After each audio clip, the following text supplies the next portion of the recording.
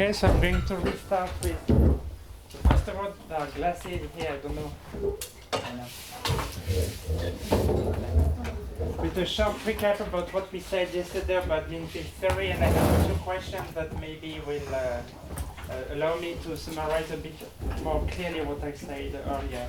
So the outcome of the mean field theory, which I justify using the base field model, was the existence of these two temperatures that I call TD for the dynamical transition and TK for the entropy crisis in the thermodynamics of the world. So what we say two things.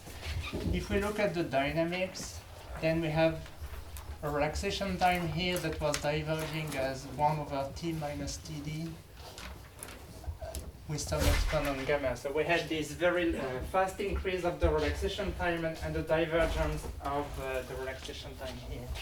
And then we said we enter a second temperature regime where the complexity, which is this exponential number of metastable states, it's well defined, it exists, and it's vanishing as the Kautzmann transition like this. So this is the behavior of the complexity that I sketched yesterday. So we said in this regime, the thermodynamics of the model is controlled, it's ruled by the existence of this complexity. This is how we derive the statistical mechanics of the model. I introduced this transparency potential as a tool, in a sense, to measure that complexity and to visualize in a single free energy form the emergence of this complexity and the entropy vanishing transition. And this is what I say. So a key feature that maybe I didn't emphasize enough, and I had a question from Daniel at the end, is what about the dynamics in that regime, if you do the mean field dynamics in the regime between T and TD? So if the temperature is smaller than TD and larger than TK, then the relaxation time at equilibrium is infinite. So it means the following, that if you derive the dynamics of the spin model, but you start as an initial condition in one of the equilibrium metastable states here, the dynamics will be non-ergodic. And that was Daniel's question, is what's happening about ergodicity in this regime. So if you start from one metastable state, you let the system relax, the correlation function does not decay to 0. So you'll have a correlation function that will essentially goes to Q, which is the overlap in this glassy state. The system stays there forever. So from the dynamics, you can understand that the lifetime of these metastable states. So if you start from one of them,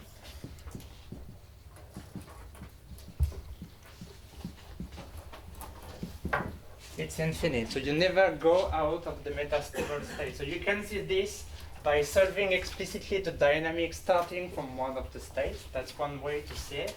And if you recall what I sketched for the transparency potential, when I say this is V of Q, and in the regime between TD and TK, you had the secondary minimum here. That maybe I should make a bit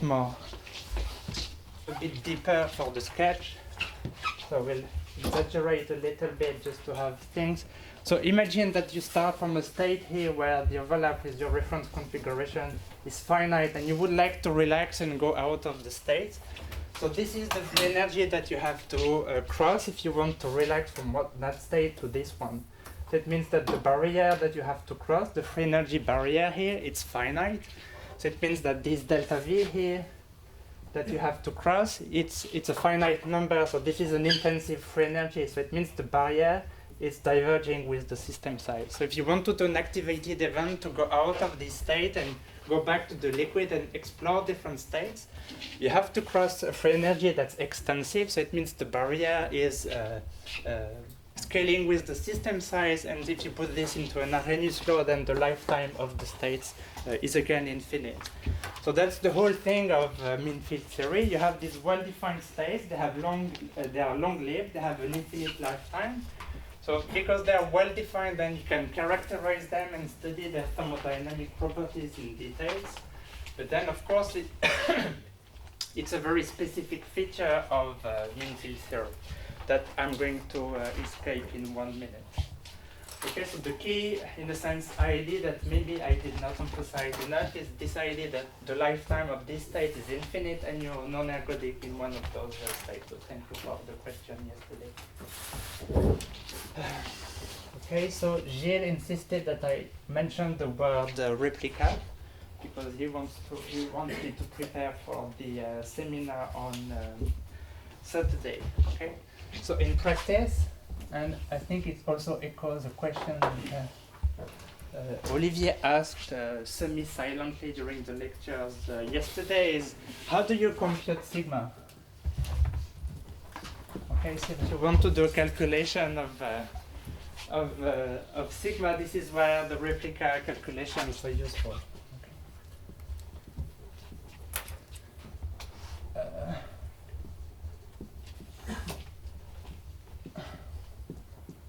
Okay, so we agreed yesterday during the lecture that Francesco would do this much more explicitly, I think, at the end of his lectures in the second week.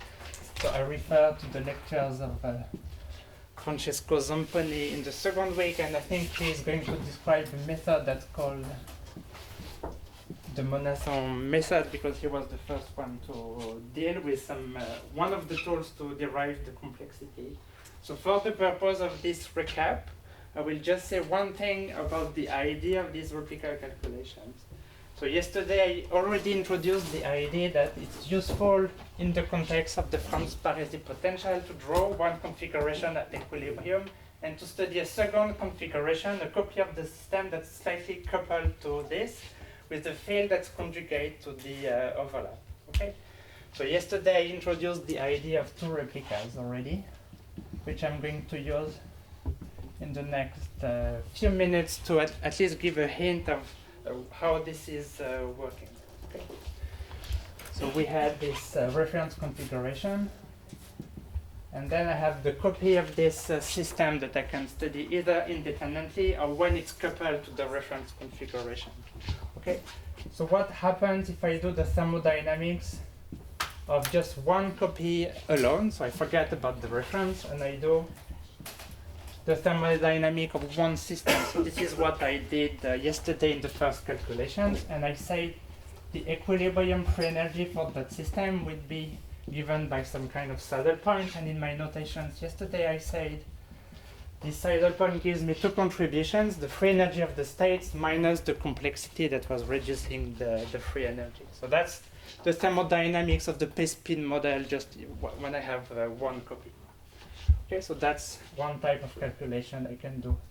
Now I can do the second calculation by thinking about this reference configuration, and the idea of these replica calculations, if you wish, is to think about having two copies and introducing some kind of coupling between them.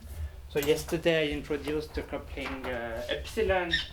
In the Monasson paper it's called G, but it's a field that's forcing the two configurations to be closed in configuration space. Okay.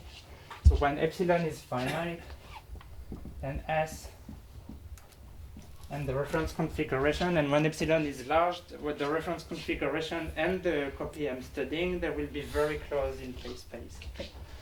So it means that the free energy this time for F for this so let's assume that the field is very large and I'm forcing the configuration S to be very close to the reference configuration. So now the system will not explore the multiplicity of metal stable states, and then the free energy of that system will be just given by the free energy of this reference configuration. Okay, so when I do the thermodynamics of S in the presence of a strong coupling constant, then I'm left with just the free energy of this one state. Okay, so the trick in this replica calculation is to think about the limit of epsilon going to 0 now. So we are saying that when we have a strong coupling, the free energy is F star. When we have zero coupling, then the free energy is the equilibrium free energy. And the question is, let's try to do the calculation in the limit of epsilon going to 0. And this is where the mean field picture comes into mind. So if you had a system where activation from one state to another would be allowed, when you send the coupling to 0, the system S would be able to escape from the reference configuration and start exploring the different states. But we are in mean field where the lifetime of the states is infinite. So even in the limit of epsilon going to 0, because you start from one state, you never escape. Okay? So it means that here you stay forever close to SF. Okay? So it means if you do a calculation in the limit of epsilon finite but going to 0, and a calculation at epsilon equals to 0, which is that case, you'll find two different answers. In one case, you find F star minus d sigma, and in the other case, you will find F star. Okay, so the idea is just to compare the free energy of the system when epsilon equals to 0, and when epsilon is positive and going to 0 plus, and that by definition will give you d sigma, which is the difference between these two terms. And this is what the replica calculations are doing. They're trying to understand the difference between the free energy of coupled replicas to the free energy of a single system, and by difference you have access to the complexity part of the free energy. So that's the answer roughly to Olivier's question. Okay. Okay, I guess you can do actually exactly the same, just for an Ising classical system, if you want to compute the entropy at the transition by having a field or not, no? Because it's really the same idea. When the magnetization is strictly 0 or going to 0 because the field is going to 0, I guess you would get something. It's the same idea that that field is giving you one of the states, whether it's giving you, whether it's giving you the entropy, I would have to think a little more. But that's the idea of this, that you polarize the system in one phase and you stay there forever. So it's selecting one state. Okay, so that's the recap of the mean field picture. So we have this state, they have an infinite lifetime, which allow us to do everything and recover, in particular, exactly in this scenario, the Kurtzman transition. So that's all well and fine, but what we want to do now is go back to finite dimensions.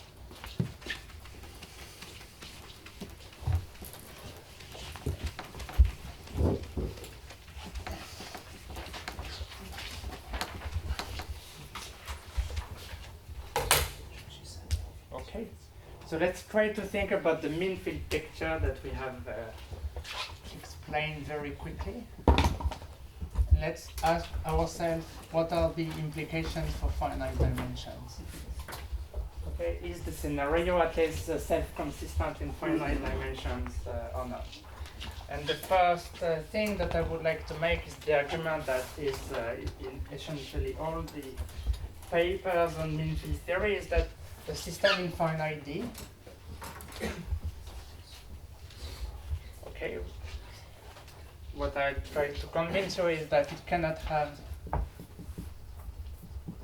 this exponential number of metastable states. Okay. So it means that the main outcome of the mean field calculation, which is the definition, a well-defined definition of complexity, and you can count these metastable states, well, it cannot exist in finite dimensions. So that's the argument, and the argument is really using this Franz Parisi free energy that I mentioned before. So, okay, so remember what we sketched. We had this diagram where we said there is a range of free energy here, where you have a finite complexity. So that's the outcome of a calculation in the mean field model, if you wish. Okay, so the argument that people have repeated all over the place is, let's think about the system being homogeneously in one of the states that I will call alpha with free energy F alpha. Okay, so you suppose that the system is in state alpha with free energy F alpha. So you pick one of the states and you say the system starts from there. Okay. And now you suppose that the dimension of space is smaller than infinity, so you can think about the geometry of excitations and states in real space.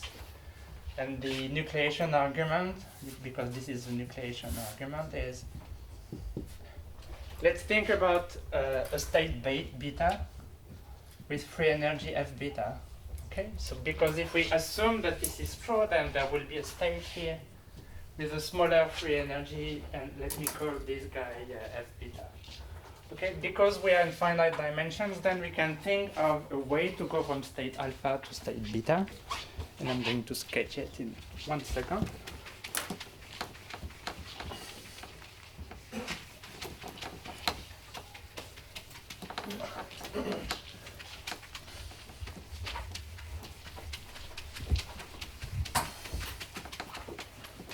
And so the argument is like this, is can I invent a path to go from state alpha to state beta, and the path that I'm going to follow is, imagine that I'm creating a little bit of beta inside the state alpha. So I'm thinking of creating a little bit of state beta inside the state alpha. So this is the nucleation argument. So it means that if you estimate the free energy difference between the reference, so the state alpha and the new state with the bubble of beta inside. So because the free energy of beta is smaller than alpha by definition, then I will gain this free energy difference by having a lower free energy inside the cavity. And because beta and alpha don't like each other, then I will have to pay something like, in the simplest case, a surface energy, a surface tension, an interfacial cost for this thing. So this is just a typical nucleation argument that you've seen 100 times already. And if you plot this guy as a function of the radius, you realize that it's costly to create an interface at small distances, but because you gain in the bulk at large distances, eventually the state beta is going to win at the end. And the key thing is that if you measure this, you estimate this free energy difference here, because this is happening in a finite size system, this barrier is finite as n. If I take the thermodynamic limit, because what is actually finite is the critical size for this nucleus to grow. Okay, so if the barrier is finite when I take the large n limit, it means that the lifetime of the state is also finite. Okay.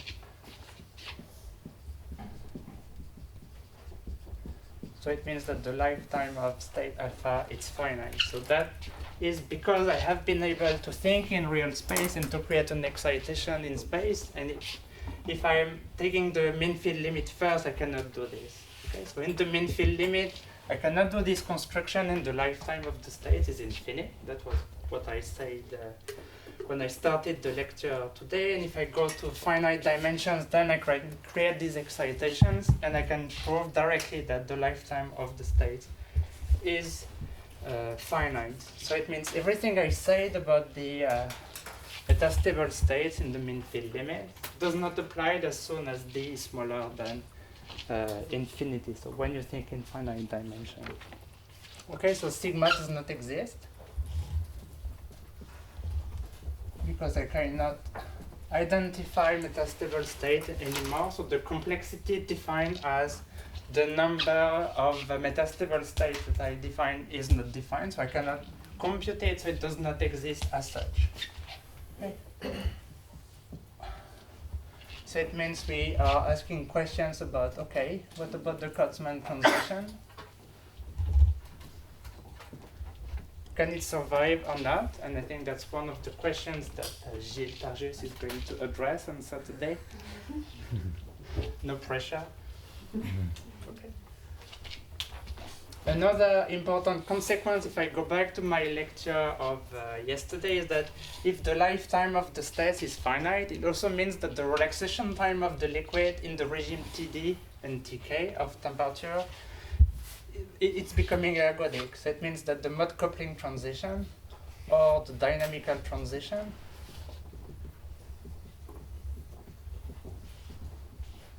at Td, okay, it cannot exist also. Okay, so the dynamical transition corresponds to this emergence of infinite lifetime, metastable states with infinite lifetimes. It cannot exist. So it means that at best, the dynamical transition that I mentioned is a crossover. Okay, so the keywords here are at best and crossover. Okay, so if you look at the literature about people trying to apply mode coupling theory and the idea of a dynamical transition in finite dimensional supercooled liquids. So the community is divided in two, and I don't know how to call it, if it's 50-50, but it's roughly something like this. So there are probably as many papers seeing this crossover, and they say, well, there is a strong dynamical crossover with many signatures of this crossover in the dynamics and the topology and phase space and etc., etc. But you also find very many papers saying, well, there is nothing at all happening at TD. So that's what? Even by the same author. Yeah, that's what I was saying. I'm 50-50, I think. So I've published as many papers on one side as on the other side, I think. I'm not alone, I think, in this room having used this. So you have friends on both sides. Okay? So we can talk offline about the proofs of the existence of a crossover and the proof of its non-existence. I think there is a constructive way that also people in this room have used is, can we interpolate between finite dimensions and the mean field theory to see whether what you see in one limit is dying abruptly or survives in finite dimensions. So you can think about interpolating between d equals infinity and d equals 3. And there are many ways to do it that I just listed. So you could directly change d and do simulations in dimension 3, 5, 6, 7, 10 to see how the mean field limit is happening. You can play with the models, for instance, by changing the range of the interaction. Okay, so in particular, there is an elegant model that's due to Romain Marie and Jorge Corchen. Well, you have one parameter inside the model which is essentially related to the range of the interactions, which allow you to really work in 3 dimensions, but you change the interactions between the particles to continuously interpolate from a limit where you have a mode coupling transition to a limit where you don't. It's a very elegant way. So you can think also about models with cuts-like interactions. You can change the lattice geometry, etc. And then you can say, okay, if I study the mean field limit where I do see the mode coupling transition, does it survive when I go back to the finite dimensional system? And several papers trying to do this. Okay, so we killed many of the features of the mean field theory already. So we say the complexity is no longer defined. We say the mode coupling transition cannot exist. So what's surviving? Let's be a little bit more constructive. Sorry. Yes? Can you repeat please why the complexity does not exist? Because even if the lifetime is finite, I mean, you can still be jumping between metastable states, but why does that mean that they're not exponentially many? Whoops.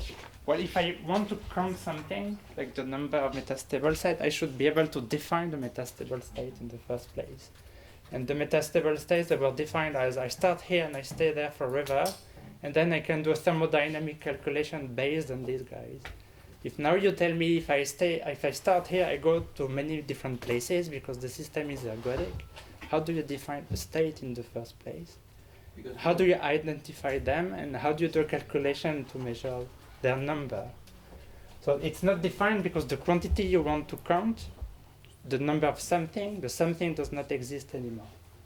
But can you think that once you're in a metastable state for a finite, you're going to jump eventually, of course. Sure. But then you increase the system size, and then you see that the time it takes you to jump increases, so it can be that it's... No, it does not increase. That's the whole point of the nucleation argument I gave you, that is that the lifetime of the metastable state, it stays finite and it does not change with the system size anymore. So if the lifetime of the state does not diverge with system size, you can take the system size going to infinity to do thermodynamic calculations, but the lifetime stays finite. So in the large time limit, you have explored everything. So the difference between being there and being there does not exist. You've covered everything. Okay. So that's the essence of why the complexity does not exist, because you cannot make this partition of phase space into well-identified objects in a sense. Okay. So I understand why changing dimension changes the model range, so the simulates going between infinite dimensions and equals 3. Why is changing the lattice geometry? Normally changing the lattice doesn't, like, if it's universal, it shouldn't change things. Very good question. Okay, one way to take the mean field limit is going to infinite dimensions. Another way that people have used a lot in this room is to take lattices with finite commutativity, but you take tree-like lattices, so that when you have neighbors, the neighbors don't talk between themselves. It's another way to make the mean field approximation work. And in this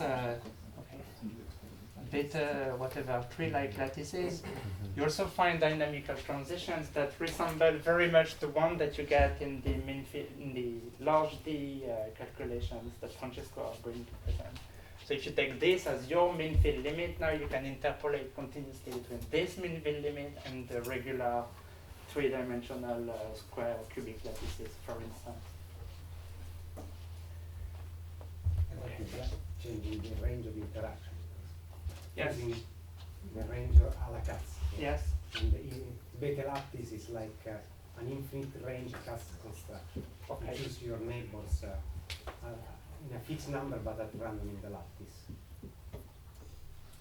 Thank you. Okay. Another question? And so then, sorry, just to continue, then you interpolate to d equals 3 by then also choosing some neighbors that were near you, instead of just random neighbors in the lattice? Or So the way that Julia and I have studied with other people is to have a lattice that is locally like a tree, but eventually at larger scale becomes a cubic lattice. Okay. And then you introduce a length scale, which where you look locally at the lattice, it's looking like a tree, but eventually you reinstall these loops. And by controlling at which length scale you reintroduce the loops, then you know that at large enough distances, the system will be just a regular cubic lattice, say. But at small distances, then so if you do this at finite distances, then you start being mean filled, but then you have a crossover to realizing that you're in 3 dimensions, and you say, no, I should not have a divergence. So you can tune this like this. So that's one concrete example of this. Okay.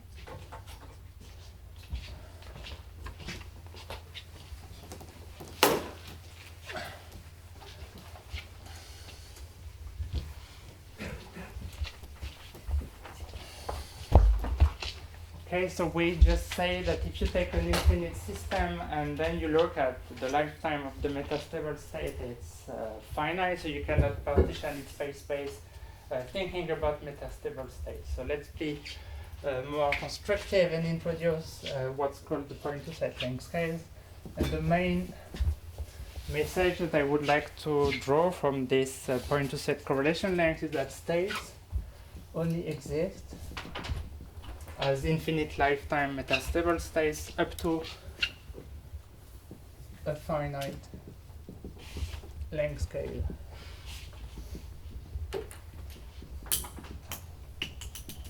Which is called the point-to-set correlation length, and I will call it psi point-to-set. Okay, so this is the calculation that I would like to make.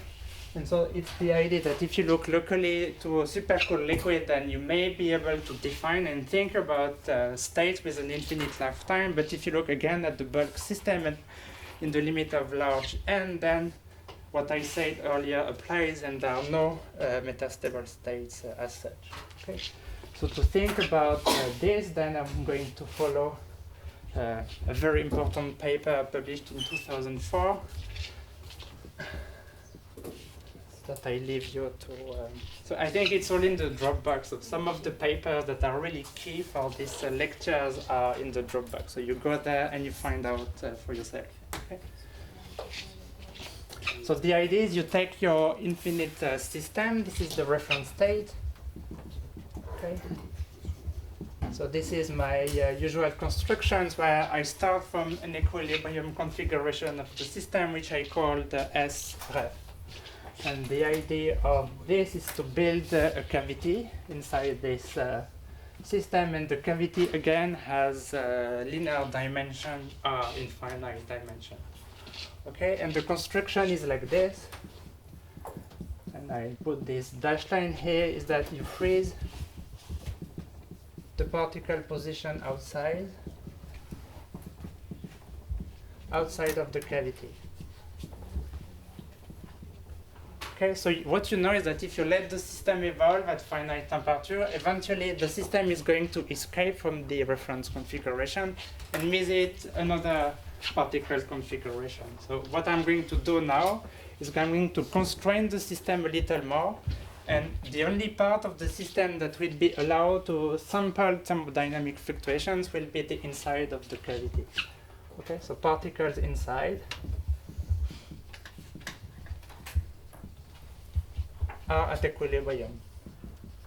Okay, so I let the system evolve at temperature T inside the cavity with the additional constraints that everything else outside of the cavity is constrained to stay in my reference configuration as ref.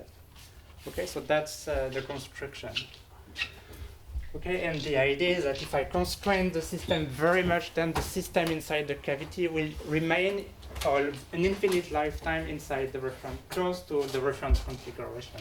And then for this finite size system, I'll be able to talk about a long-lived metastable states, but only on the finite length scale now. So that's the idea of the construction. Okay. So I let the system inside the cavity summarize. So I'm borrowing just the calculation that Giulio did some time ago. And I'm trying to think about the partition function for the particles inside the cavity of volume R to the D in dimension D.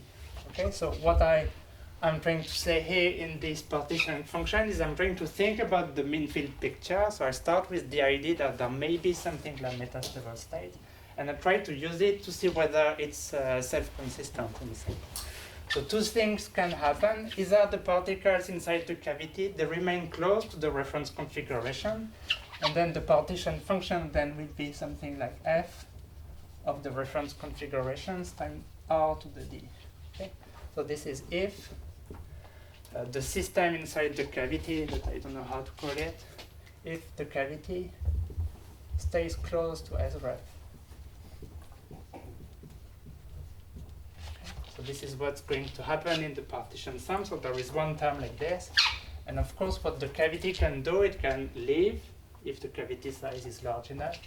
And then it can explore all the states that are different from the reference states. And then you have the usual partition function, minus beta f alpha R to the D.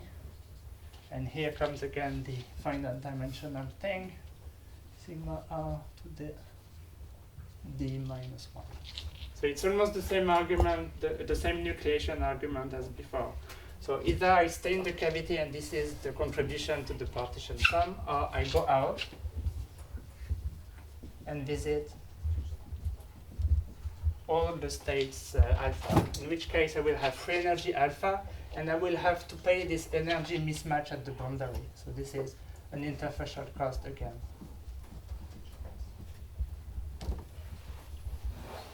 Okay, so sometimes in the papers on mean field theory, the exponent d minus 1 for the interface between the two states is replaced by a funny exponent theta, but I'm not going to use it so much.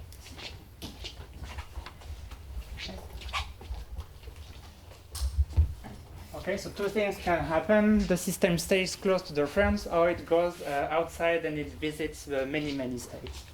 So when I have this partition function, I can just do the same tricks as before. So I can transform this into an integral over df and introducing the complexity of the states. This is what I did before. I can do the saddle point equation as I did yesterday, and I get.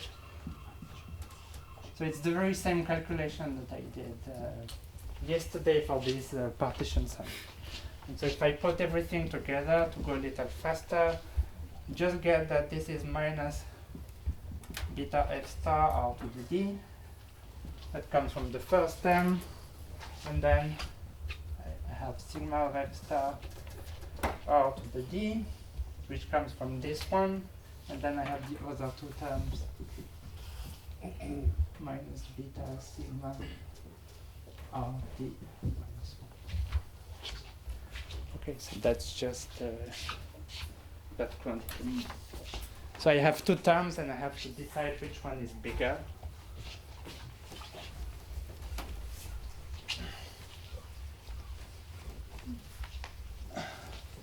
And by the scaling of the second exponential with the system size, the second terms, it dominates the sum. Ludovic, are you sure the f ref becomes f star? Yeah, I'm just saying that the reference state is it's a typical state, so it has the same free energy as everybody else at the saddle point. That's all. I'm just saying it's one of them. Okay. That's all. I'm just saying I'm not taking a very non-typical state. So typical states, they have free energy f star. But it's the one of the whole system, not. But it's the one I picked up to get to start the construction. I say I take one reference state, so I could take a crystal, but I could take an equilibrium liquid at temperature T, and it would be a typical state, and it would have the free energy f star of T.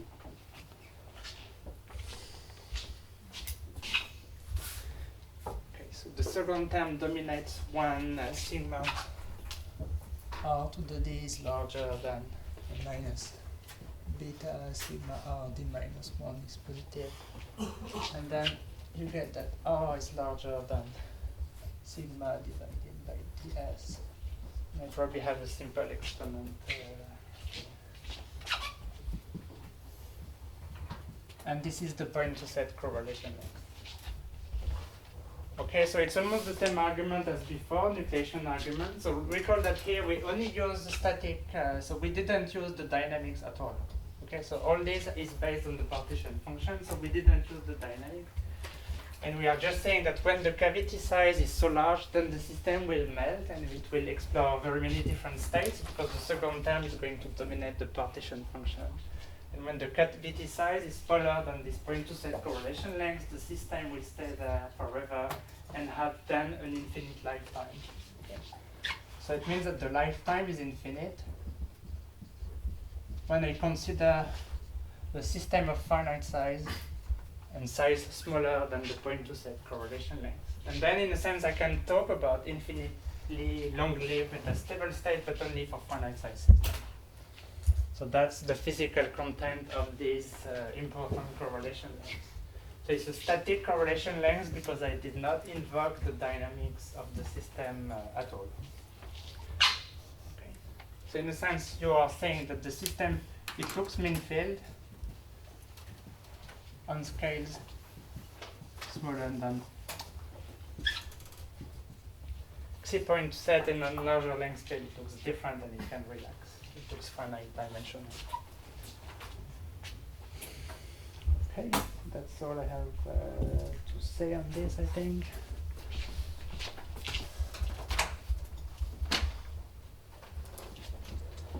So to rephrase it, just to be sure I understand that. I mean, the fact that mean fields is I mean that the physics is means field like below the nucleation length. I mean, it's common to all systems. So what is specific here is that you nucleate in a system that typically has the same free energy as the one that you explore within the droplet.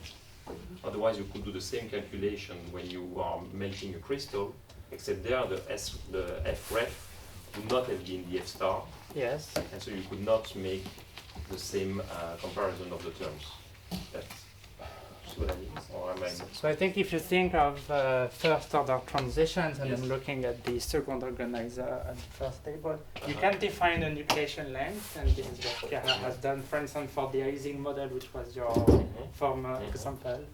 But what's going to enter the nucleation length in that case will be the free energy difference between the two phases again. Exactly. Okay, so you can think about an infinite or large nucleation length, but then that's the length for the nucleation related to the kinetics of first order transitions that is in the book of Claude in the chapter by Jim Langer I mentioned. So that's nucleation physics for first order transition.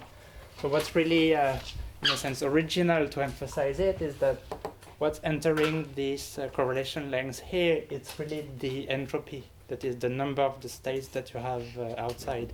and not the free energy difference. You're right. You said that in five-dimensional system the complexity doesn't exist. Yeah. You use it to define the limit of the mean field description. Okay, so here I said I cheated, I'm using sigma. You can watch on my line. So we discussed about this yesterday with Gilles. So there are two ways to answer. So you say, I start from the mean field picture, I assume sigma, and I try to decide up to which length scale it's self-consistent. So that's Gilles' answer. That's why he's saying yes. Just repeating his words. Very clever.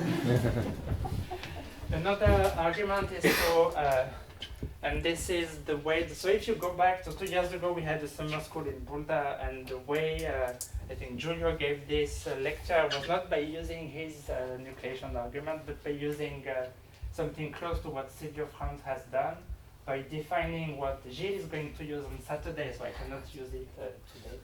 Is try to think about the overlap profile inside the cavity and look for non-homogeneous solutions. So if you take a starting point where you think of the overlap as a field in real space, and then you try to look for solutions for the overlap inside the cavity, you don't think about sigma at all. You have a kind of a field theory for Q, and what enters is V of Q in this simplest way of doing the calculation. So if you do the calculations like this, like Silvio and in the lectures of Giulio, what's going to appear here is really V of Q, or delta V of Q, which would be the difference between the minimum at Q equals to 0 and the minimum at large Q. And if you start by putting this into your field theory, this is the quantity that's going to enter here. Okay? So in a sense, if you do these alternative calculations, you'll have something like delta V here. Delta V being the free energy difference between the liquid and the glass. And then you don't need to invoke sigma or the complexity or metastable states, but then you will see that the quantity that's going to enter is delta V. And I'm going to argue in a few lectures that indeed, if I want to do something in computer simulations of liquid, I cannot compute the complexity because it's not defined, but this guy is defined. And I can try to say, well, what is the temperature behavior of that guy, and is it a good proxy for something like the complexity? Just make a second comment just to clarify, because in some sense, previously you correctly said there are no metastable states in finite dimension. Yes. Here, if I look naively at that expression, when you send sigma to 0, you are making everything super stable, so psi is diverging. But psi is diverging because you are starting from the equilibrium free energy. So the equilibrium free energy is correctly stable. So if you do the same argument starting from a metastable state, you should get that everything is unstable in finite dimension, right? So the free energy you start from is relevant in this computation. So starting from an equilibrium 1, if there is no complexity, that is always super stable. But at the same time, you want to argue that in finite dimension there are no metastability. Well, I mean, when you say there is no complexity, then I put this guy to 0. But to get there, you assume the complexity. So is the absence of a complexity, does it mean that this is valid and I put sigma equals to 0 at the end? I don't think it's so consistent. We know that system with a number of states, which is polynomial in n, do exist. They have a 0 complexity, still the number of states is polynomial in n. And this argument should hold, in the sense that you want the equilibrium state to be stable, and states of a higher free energy to be unstable in the presence of a number of polynomially growing states. Okay. So this is just to clarify that starting from So what? equilibrium free energy. Well, I don't know from what a system. metastable- So we should probably Yeah. talk about this later. I'm not sure what you have in mind. Okay, so but maybe a very clever but simpler answer is just let's start from the mean field and see how far we can go, and this is what you get. So very good. Okay, so what I said just to finish the mean field, that this is a purely static argument. So still, we can talk a little bit about the dynamics and think again about this temperature regime between TD and TK. And what I'm going to just say in 1 second is that the existence and the definition of the static correlation length, which hopefully already rings a bell with the idea of Adam and Gibbs that were talking about domains of the liquid that were related to the entropy. So that's a very closely related idea. So if we think about these domains, then we can think about dynamics, and this is where we have to wave the hands a little bit, but we can just essentially follow the steps of Adam Gibbs, think that these domains correspond to domains of correlated particles, and then assume that the dynamics corresponds to some kind of thermal activation of these domains. So you could say,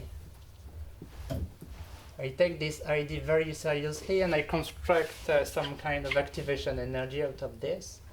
And I will introduce an exponent that I don't know how to compute or even decide which value it is. So in the Adam-Gibbs argument, this psi was equal to 3.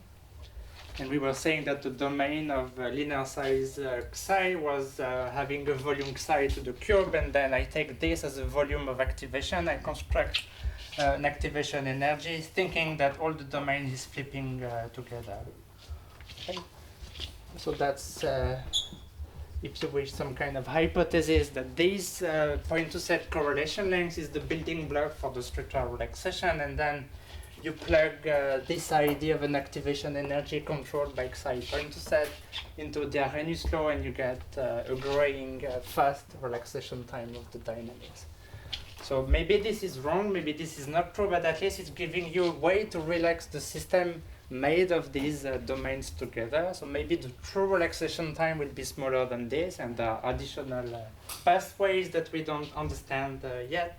But it's giving us a way to think about the dynamics a little bit. Okay, so if we take seriously everything that I said before, so we have this connection between the point-to-set correlation length and the proxy of this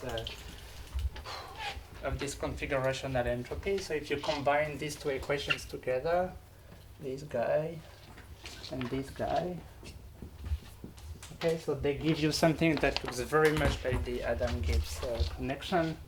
So you get that tau alpha is related to the configurational entropy like this, with many factors that I put into a constant here, times this t times sigma.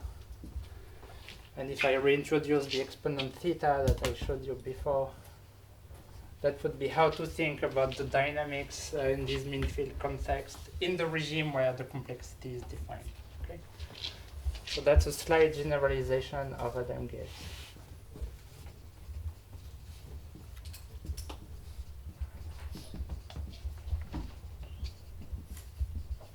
So in Adam-Gibbs, this was equal to 1. Okay, but it's the same physical idea behind that. You have these domains that come from the statics that are related to the decrease of the configurational entropy. And this gives rise to slow dynamics by active dynamic activation. Okay.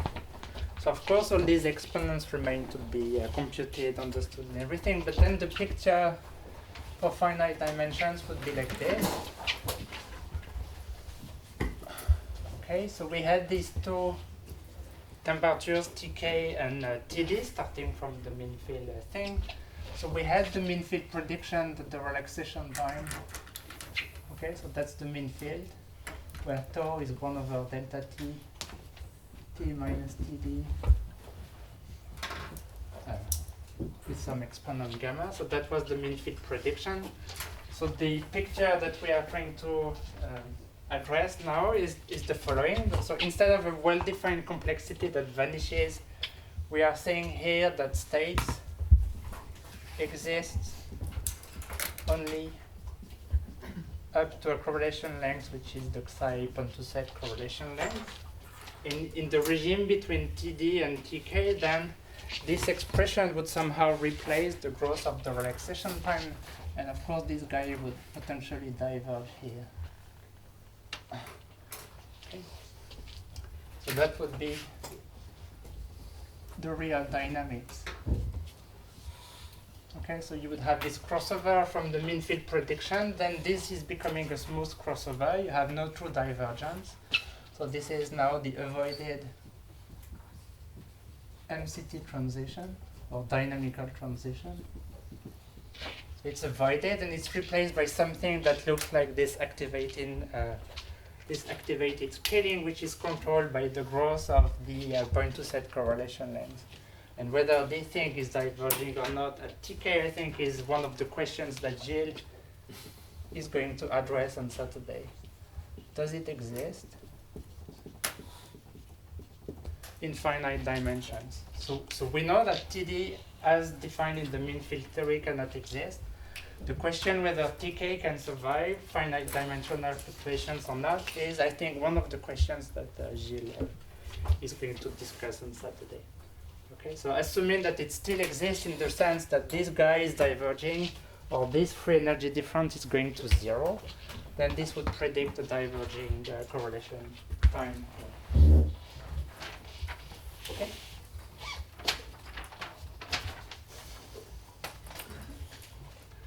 So this is the sketch that you get when you try to think about finite dimensions, really taking very seriously the mean field limit as a starting point.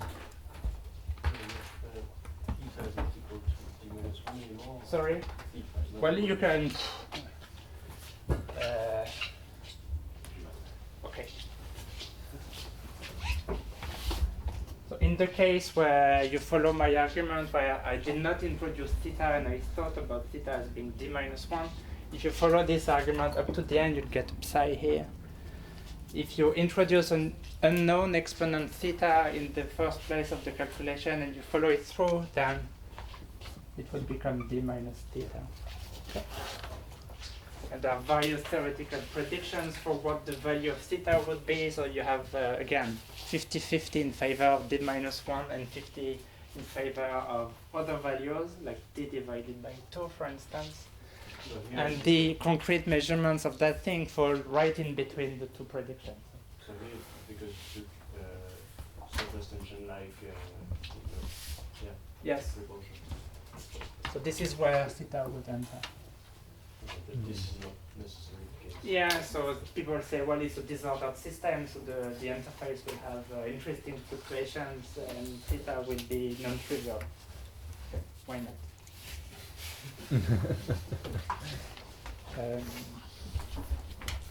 And the reason, again, why we cannot decide those things is that even if you could, and people have tried to measure the correlation lengths over a super broad regime of temperature, these quantities are changing so little over many orders of magnitude of the growth of the relaxation time that if you want to fit a power law, then, okay.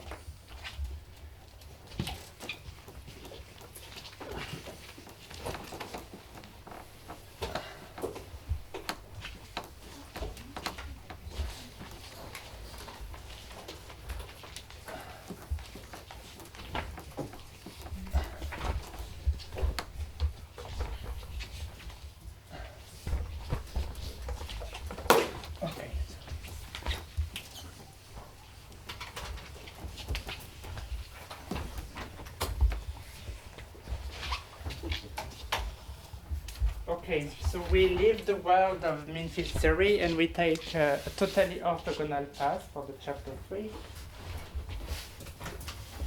And I'm going to talk about kinetically constrained models a little bit.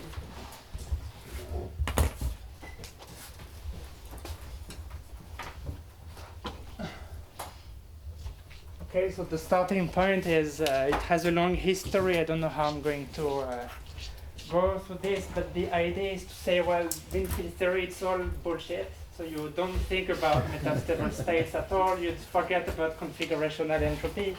It's not the right starting point. So we have to think about something else. Okay, that's the essence of this.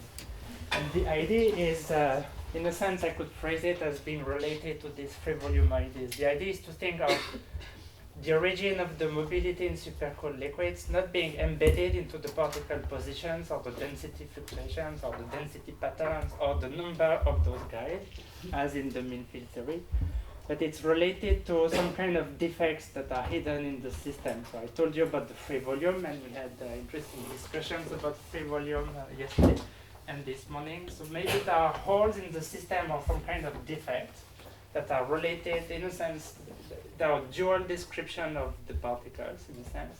And these are the interesting guys. And then the idea of these kinetically constrained models, maybe that wasn't that clear at the time of when they were defined, but it's really thinking not in terms of the particle, but a dual representation in terms of the defects. And trying to develop simple models for how these defects evolve, live, what's the dynamics.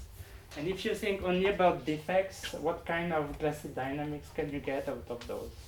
It's totally orthogonal to the mean field construction, at least at the beginning. Okay? So the idea is that flow dynamics is related to some kind of defects, and you concentrate directly on the defects. Okay, so you study those. And this is what these models will do. They will forget about the particles, go directly into a defect description, and think about the dynamics of the defect. Okay, so I put a paper on the Dropbox, and that paper is a paper by Glarom, 1960. So it's a defect model for flow dynamics. It's a very nice paper. It's about an experiment on a molecular liquid that I learned by heart, but I have forgotten. So you should go back to this. So it has a fancy chemistry name in the title. It's about the dynamics of isoamyl butyl something. But it has a model inside that's very close to the kinetically constrained model. So that's why this paper is highly cited, I think. I think it's a JCP 1960. Okay, so probably the guy was doing experiments, and then he measured the dielectric spectrum in the frequency space for this liquid approaching the class transition. And then I told you in the first lecture that if you look in the time domain, you have this straight exponential decay. So if you go to the Fourier domain and you measure an imaginary, a complex dielectric susceptibility, the analogous expression that people use a lot is something like this. Okay, so beta doesn't have exactly the same meaning as the stretch exponent, that's why we call it beta tib.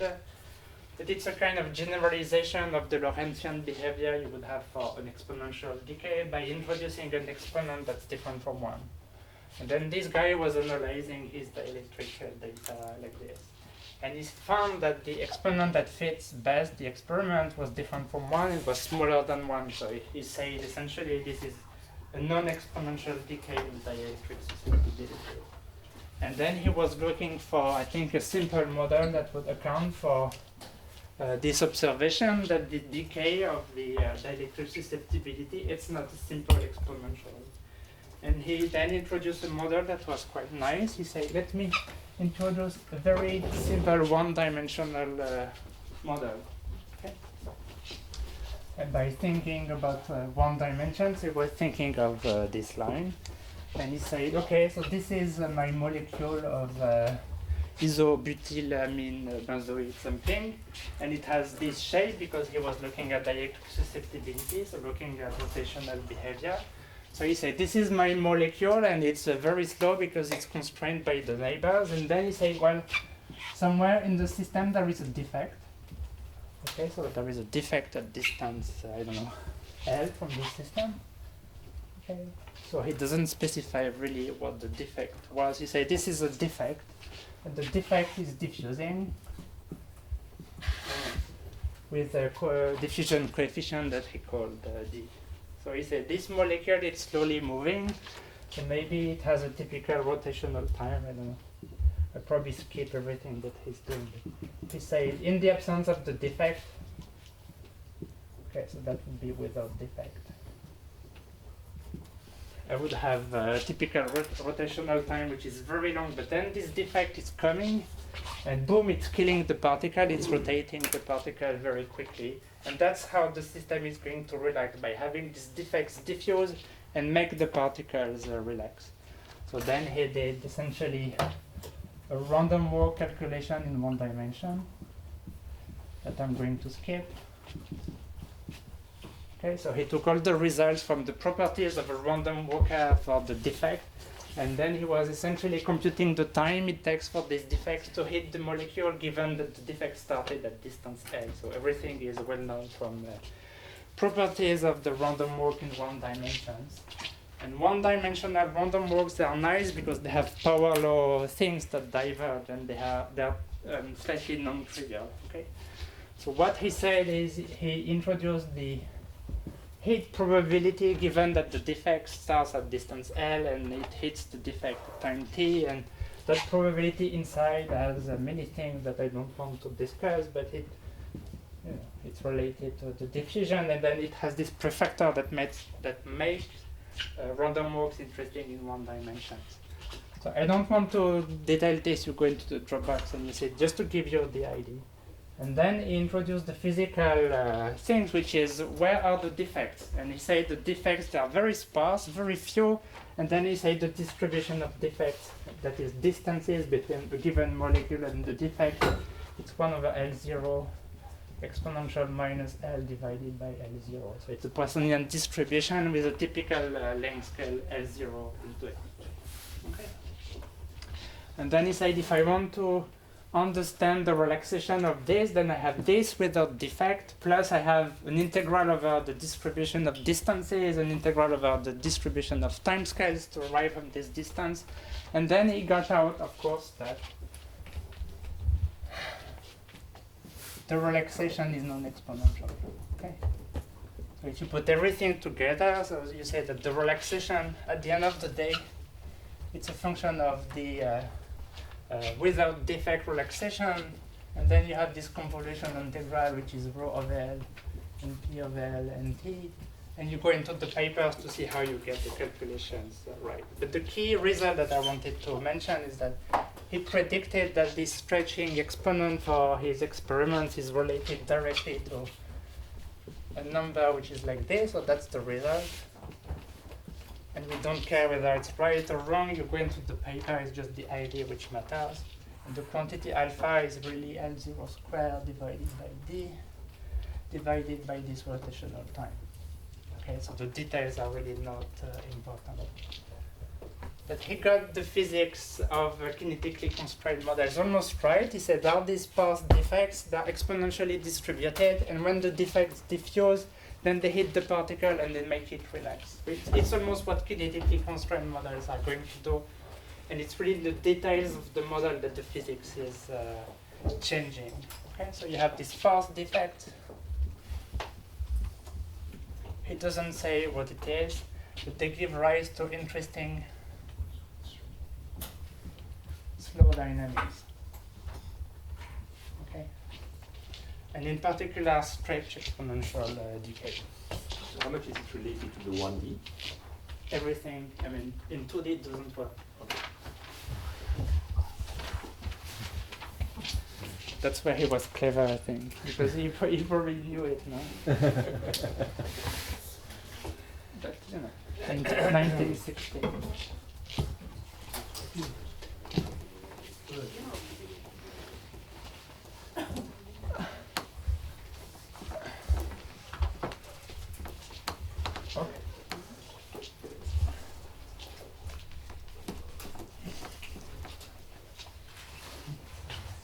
Okay, so that was to motivate a little bit from a phenomenological perspective the kinetically constrained models. And before I go, I take your question.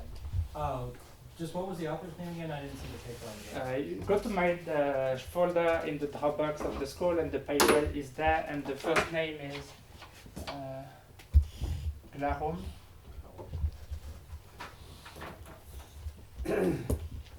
Like this.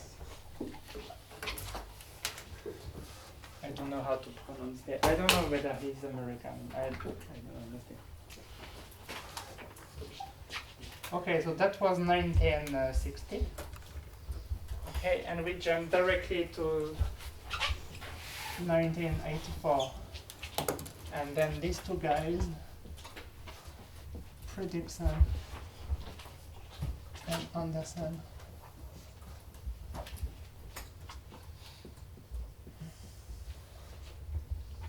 pick up the idea again, and they say we will discuss the physics of supercooled liquid, thinking about sparse collections of non-interacting defects very seriously. Okay, so so I'm going again for the shortest possible presentation. So the title of their paper is Kinetic Ising Model for supercooled liquid or something like this. Again, I think the paper, I hope I have uploaded it to the Dropbox already, otherwise I will do it later today. So you'll find the reference in the Dropbox again. Okay, so they started more generally than this, but the version of the model that people are nowadays using is really something like this. So you forget about, so it's looking like an Ising model, but you kill the interactions between the spins. So it's a bit simpler than the Ising model. Okay. And so you have, so you have spins, and for convenience, it's useful to think in terms of 0, 1 instead of -1/2, +1/2. But it's a binary variable. Okay. So we think of these guys as being the defect, and this is the rest. Okay, so this is the guys that don't move. Okay. So we want to think about the population of defective sites in a sense, and these will be responsible for the dynamic. So when Ni is 1, it means that you have a defect. When Ni is 0 on the lattice, say you have no defect, and these guys are non-interacting. Okay, so it's a non-interacting gas of defect. Okay, so that's why I'm saying you start from assuming that the thermodynamics, the Hamiltonian of the system, is totally boring and uninteresting, and you think about the dynamics instead. So that's why I'm saying it's totally orthogonal to what I presented for mean field theory. Okay, so you could introduce an energy scale, but then I absorb it directly into the temperature. Okay, so here thermodynamics is quite a bit simpler as compared to mean field theory. For instance, if you compute the concentration of these defects, the average occupation number of the system is just the ideal gas of that thing. So at low temperature, it's really going to be exponentially suppressed with an energy scale which is 1. So they really go to be a very sparse collection of defects at very low temperature, so very small number of defects. Okay, so that's it for the static behavior of the system. So of course everything will be much more interesting into the dynamics.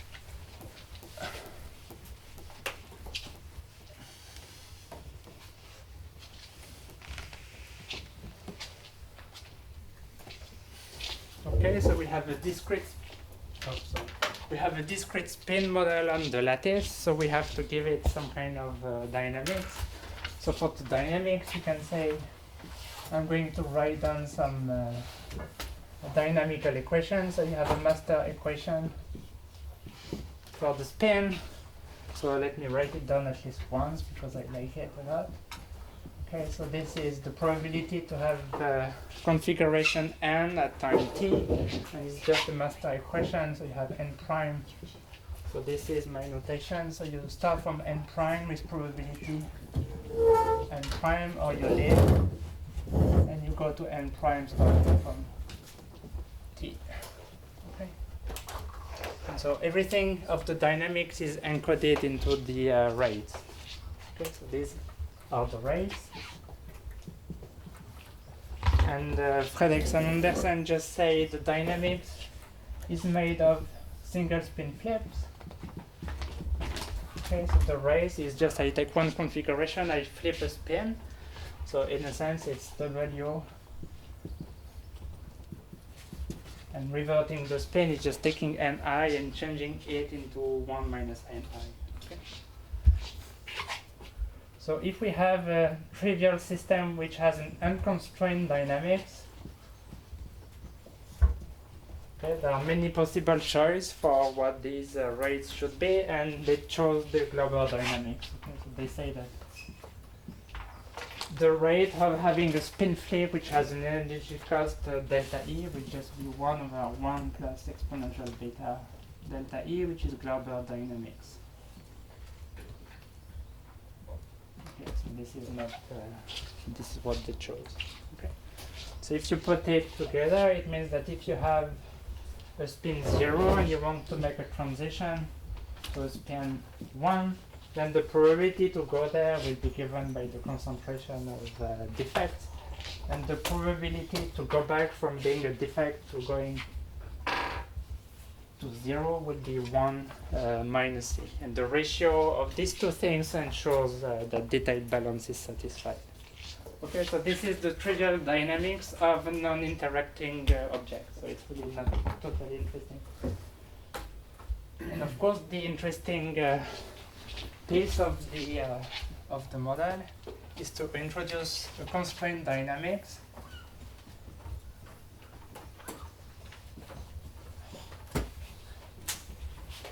Okay, and they introduce the function fi, which is here. Okay, so it is introduced on both parts of the spin flip, such that if I take the ratio of the probability to go up and the probability to go down, the fi disappears and detailed balance is satisfied. Okay, so fi is such that detailed balance is okay. So it means that the thermodynamic properties are not affected by the choice of the dynamical rules. Okay, so you stay and you study equilibrium dynamics. But let me define it, at least for the case of FA model directly. So if I define the families of Fredrickson-Anderson models using these two parameters, where F is a parameter, I'm going to define in 1 minute, and D is the space dimension. Okay. So you think of a model in dimension D with this parameter F, and the model is such that Fi is 1. So there are many versions of all of these things. If the number of neighbors which are up is larger or equal to F, and Fi is 0 if it's smaller than F. Okay, so I will give you an example in 1 second.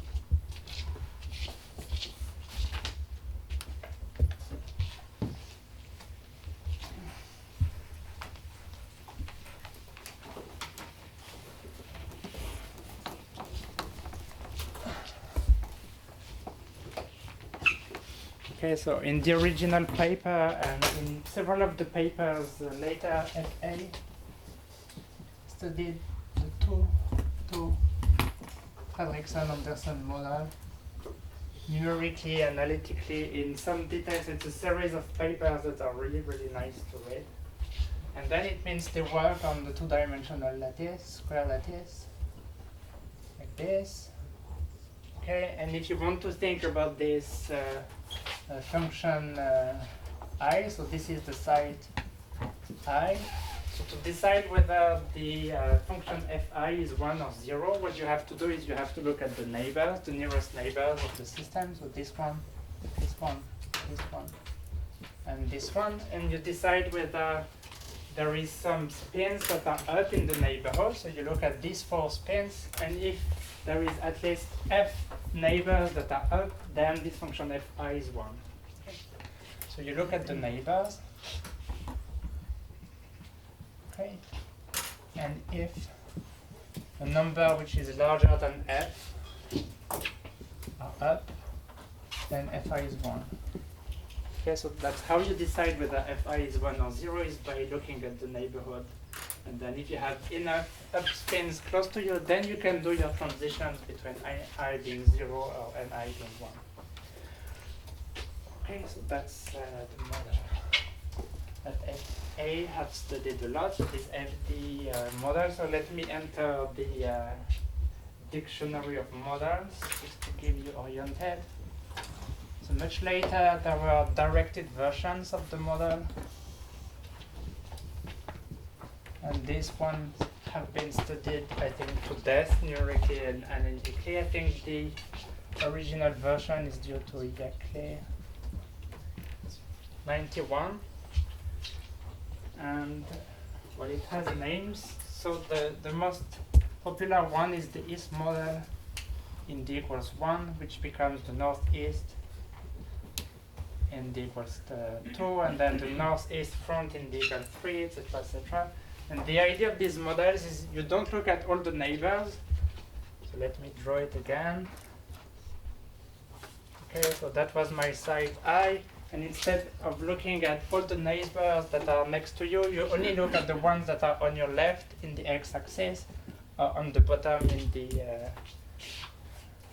or maybe at the, well, where is east? Well, you don't care. Just one of them. You choose one direction and you live with it. Okay, so you choose one direction. So these two guys are allowed to help you, but the other guys, they don't allow you to help. Okay, so you look only at the neighbors on one side.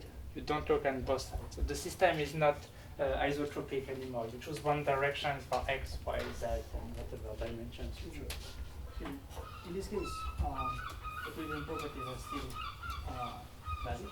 Yeah, so what I said earlier, let me repeat it, is that if I put the Fi like this, it means the ratio of going up and going down, it satisfies detailed balance with respect to the Hamiltonian that I just erased.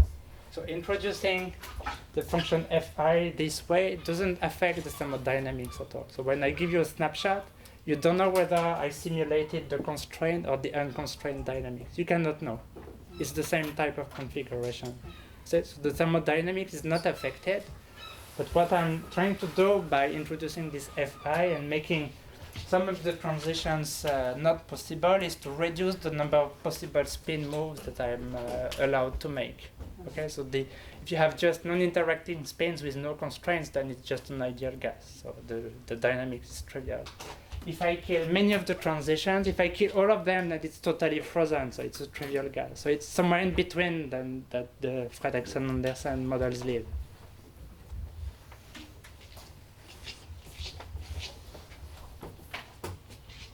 Okay, that's it. A few names and a few more models, and then I think I will stop there.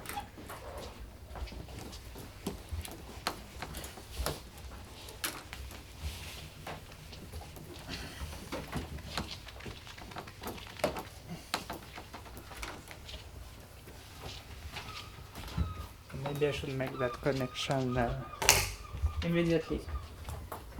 Okay, so you say that the main idea behind this kinetic constraint is to say I have to look at my neighborhood. If I have enough defects nearby, then I can do something. I can go up or I can go down.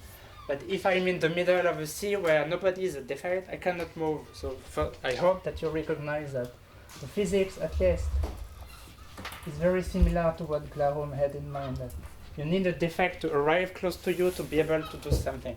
Okay, so that's the idea that you need defects to relax.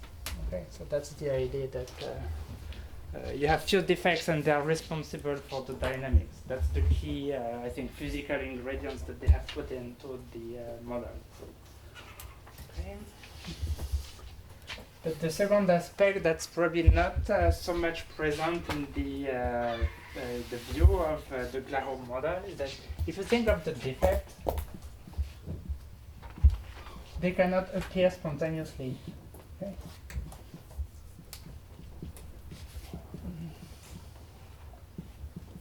Okay, so imagine that you have a site here which is empty, so it's not a defect.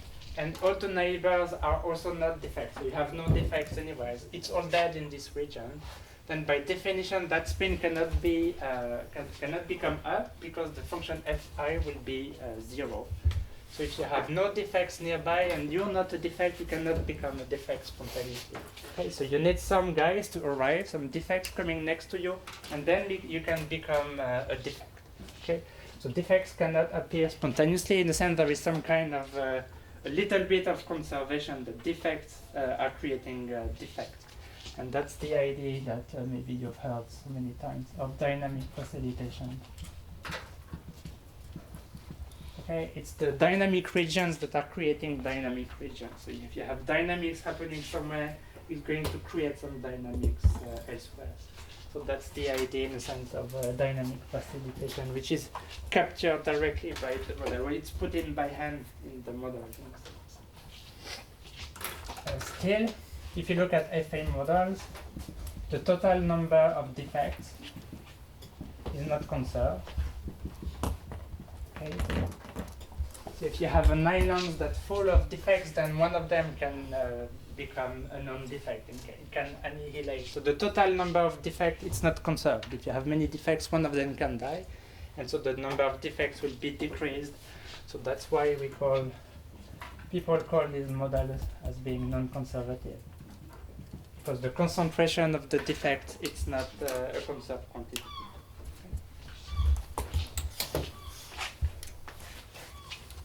So in the next few minutes, if I may, I'm going to define conservative models, or lattice gases with conservation laws.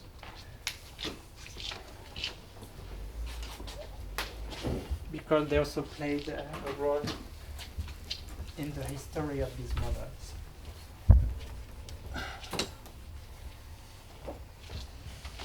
So if you read the papers of Fredriksson, Andersen, 1984, 85, 86, 87, they believe that there is a well-defined dynamical transition in these models for a long while, and they even fit all the dynamic correlation functions using predictions from mode coupling theory, which is, well, I don't know how to put it. It's a bit surprising. I don't know why you would do it, but that's what they did, because it was the time where mode coupling theory was applied. So I think probably Hans Andersen was on both sides of the mode coupling and the kinetic Ising model. So probably he invented those models as microscopic models to test the prediction of mode coupling theory. And indeed, if you look at the physics of if you look at the relaxation curves, they seem to fit pretty well mode coupling theory. And then Cobbett-Andersen said, okay, it's nice to have spin models, but really I like particles, so I want to see particles. So Cobb and the same Hans Andersen devised a lattice gas model which has the same physics. So it's again lattice models. Okay, so you have a lattice model. But then you think about particles. Okay, so you have still variables which are 0 and 1, but now they become occupation number. Okay, and now particles are conserved, of course. Okay, so you have to think of the size where n is equal to 1 as being size that are occupied by a particle, and the particle is going to hop from one side to the next. Okay, and so you have particles hopping from I to I plus 1 in all the directions. So it's a lattice gas. Okay, so again, the particles have no interactions. Okay, so there is no interactions between the particles. So it's a free gas, so it's an ideal gas. And everything, again, is put into the dynamics. But the dynamic is constrained. In pretty much the same way as in the spin model. So I don't know if I agree. Okay, I wrote the rules, so I'm going to write it down before it's too late.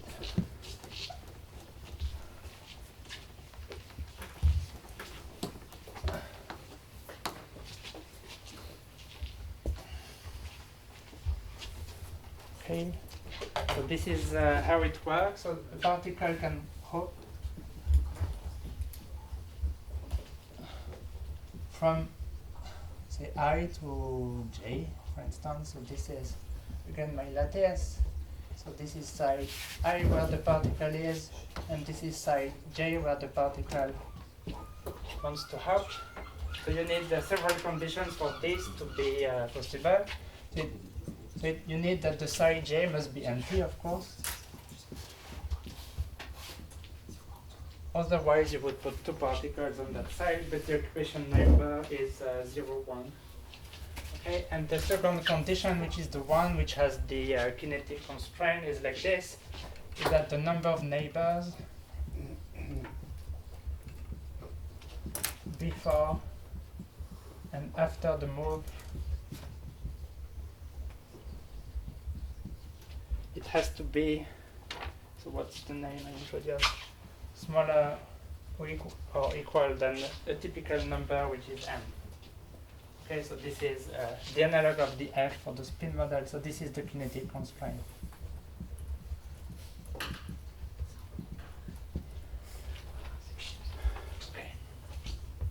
So if you say the moves are allowed if the number of neighbors is smaller or larger than a number that's very large, you're not constraining the system anymore. So if m is large, like it's the total number of neighbors, then it's no constraint at all. Okay. If m is small, it's too constrained and the system is frozen. It's too constrained. Okay, so there are just a number of m values depending on the topology of the lattice that are allowed. And then Fredrickson and Andersen have devised and studied numerically heavily one such system where for the Cobb, Andersen 93, the model is m is 3 and the dimension of space is 3. And this is enough constraint to produce flow dynamics, but not too constraints that the system is ergodic, and that's where it's interesting. Okay, so that's the definition of the Cobb-Andersen lattice gas model to study glassy dynamics. And again, what they have done is they simulated that model and they fitted everything using the predictions of mode coupling theory. And they also got the impression that there was something like a dynamical transition. And they don't say whether it's avoided or not, but it wasn't obvious from the numerics at all. Okay, and the reason, well, no, I shouldn't say this. I have 1 minute, so I define this last model, and then we go into the physics of the models next time. So I'm going to introduce a triangular lattice gas model. So I have to do this complicated triangular lattice. So 3, and then I do this.